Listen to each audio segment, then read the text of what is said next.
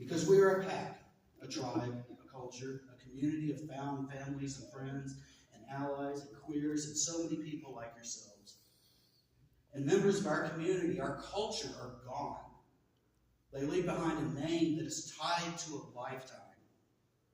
We come to shed tears, to mourn, to feel all the feels and the pain that comes with a day like this, because it is the one time of the year that we ask you to stop for a minute and think about how bad things have gotten. This is a day of pain and anguish for so many of us, because it could have been any one of us, right? I mean, how are we supposed to put a positive spin on this? Even together, how do we find the light? Because every name reminds us of how dark times have gotten. So many of us taken by violence, by others or themselves. So many of us lost to diseases and traumas too deep to heal, scars that never fully close, the pain that never really stops, and anguish that they think no one understands. But some of us do. Some of us care, some of us hear, some of us know the pain you carry. I hear those same voices. I have been at those same depths of despair. We hear you because we hear those same voices every day. And the violence against our community just fuels a rage inside that is unquenchable. I mean, the anger. So many of us carry these dark thoughts and deal with the illness, mental and physical, social and cultural. And because at the end of the day, these people struggled and walked a line most of us wouldn't wish upon our worst enemy. The type where so many of us walked that very existence that was a rebellion into society on top of the pain and terror they faced in their own lives every day. Voices telling them dark things, feeling their lives slipping away, losing those connections with loved ones, standing alone in a sea of violence and hate. How the hell are we supposed to put a positive spin on this?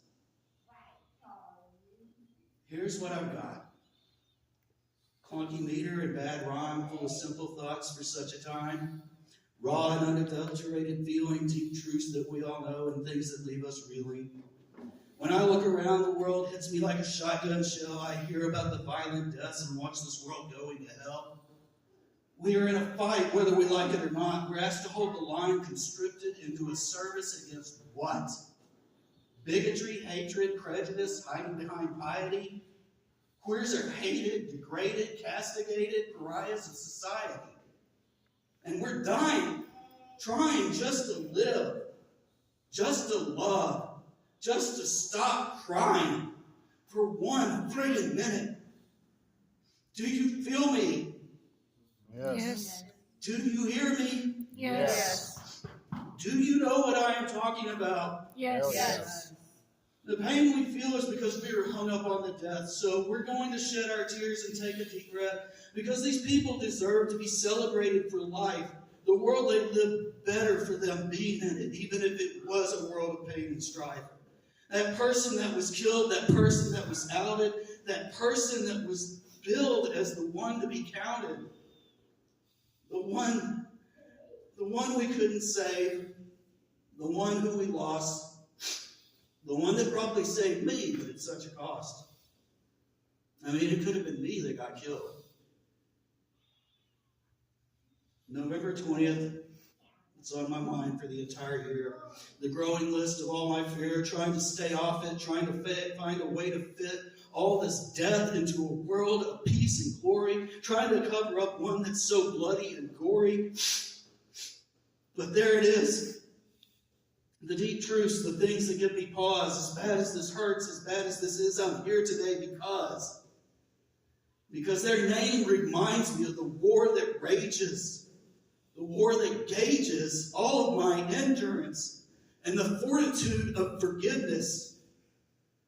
Forgiveness that a world that took my friends' fabulousness, took their voices, and for too many took away their choices, one by one. So how are we supposed to put a positive spin on this? I look out and I see you. In the distance between us, I hear you. In the darkness in front of me, I feel your souls laid bare. With you, I feel free because you care and because we are all here to share.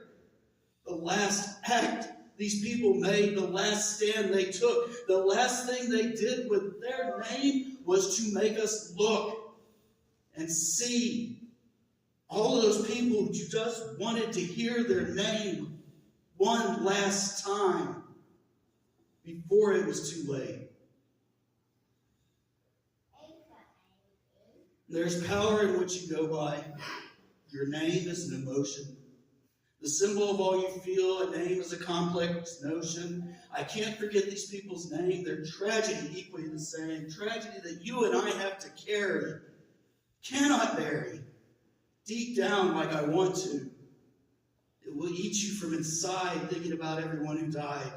Because right here, right now, there is love and community here stronger than hate.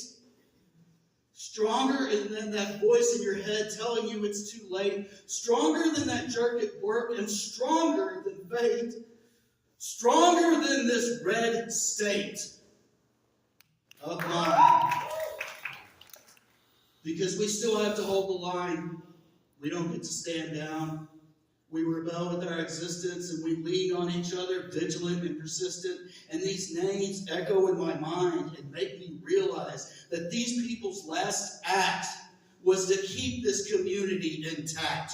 Just look around.